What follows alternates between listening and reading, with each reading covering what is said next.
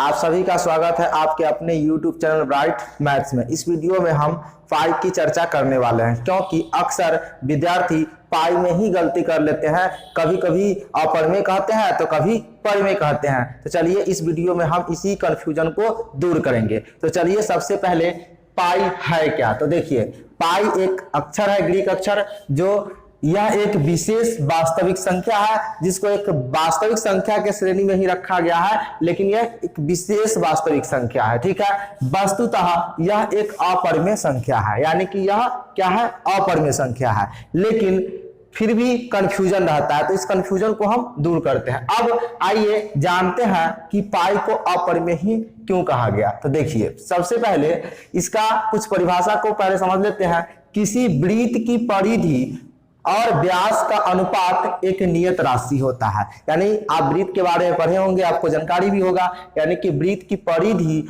और व्यास का जो अनुपात होता है उसको पाई से सूचित किया गया। ठीक है, यानी इसका वैल्यू किसी भी वृत्त के लिए वृत्त की परिधि और बटा वृत्त का व्यास वो एक ही वैल्यू आता है, यानी कांस्टेंट आता है। ठीक है, नियत राशि आता है, जिसे एक अक्षर पाई द्वारा सूचित किया गया, इसे पाई बोलते हैं। ठीक है, तो इसे पाई द्वारा सूचित किया जाता है। अब बात आता है कि तो यहां पे पाई का एक वैल्यू 22/7 भी होता है, क्योंकि वृत्त की परिधि, वृत्त से संबंधित सवाल को हल करते समय पाई का वैल्यू 22/7 लेते हैं। तो यहाँ पे तो आप कहिएगा परिमेय है। तो जब कहिएगा कि जब पाई इज इक्वल टू हम 22/7 लेते हैं तो 22/7 तो परिमेय है, क्योंकि p/2 के रूप में लिखा जाता है। तो फिर ये अपरिमेय कैसे है, इसी को दूर करना है कंफ्यूजन इसमें। तो देखिए सबसे पहले गणितज्ञों ने पाई का जो वैल्यू 8 स्थान तक निकाले, तो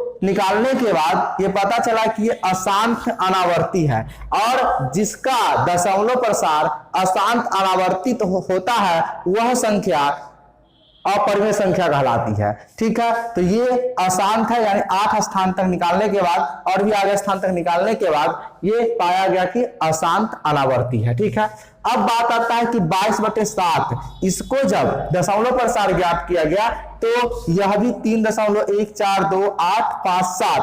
देखिए यहां तक तो ठीक है, उसके बाद पुनः इसकी पुनरावृत्ति हो रहा है। 1 4 आया, पुनः वही 2 8 5 7 इसकी पुनरावृत्ति होता रहेगा, लेकिन इसमें ऐसा नहीं है।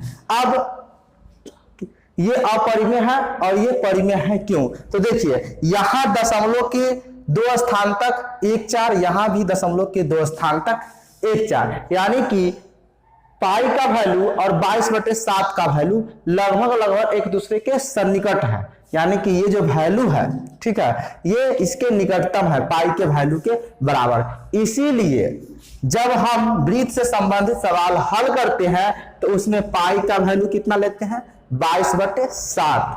ठीक है, क्या लेते हैं, 22/7। लेकिन आप याद रख लीजिए कि पाई जो है वह अपरिमेय है, अपरिमेय है।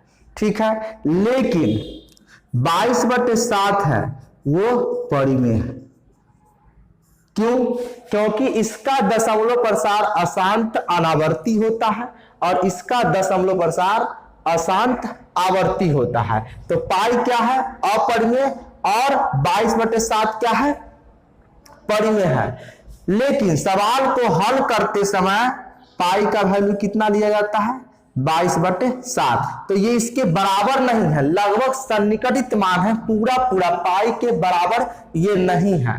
इसीलिए है ना, तो पाई को हम अपरिमेय कहते हैं और 22/7 को क्या कहते हैं, परिमेय। तो आपको कंफ्यूजन दूर हो गया होगा। ठीक है, तो अब से कंफ्यूजन नहीं होना चाहिए। ठीक है, तो इस वीडियो में इतना ही, फिर मिलते हैं किसी नए टॉपिक के साथ।